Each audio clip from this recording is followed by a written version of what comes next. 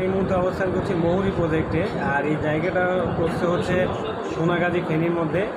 আর আজকে আমি আসছি হচ্ছে সুরমা মাছের ফ্রাই খেতে। প্রায় মিরসরাই থেকে 15 থেকে 20 কিলোমিটার ড্রাইভ করে সুরমা মাছ খেতে আসছি। আমি আসছি আর আমার সাথে আমার ভাই আসছে। ভাই আজকে আমাদের খাওয়া চলে।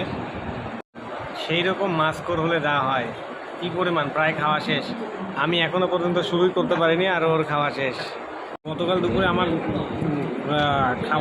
দুপুরে খাবার খাওয়ার সময় আমার গলায় ট্যাংরা মাছের কাঁটা বেঁধেছে, তো এখনও নামেনি। এটার ট্রিটমেন্ট চলতেছে। পাশাপাশি ওই যে কাঁটা দিয়ে কাঁটা তোলার একটা ব্যাপার আছে না, তো এই কারণে আমি কিন্তু এই যে কাঁটা দিয়ে কাঁটা তুলতে আসছি, কাঁটা দিয়ে কাঁটা তুলতেছি। সুরমা মাছের ফ্রাইয়ের যে কী পরিমাণ স্বাদ, আসলে যদি না খান তাহলে আসলে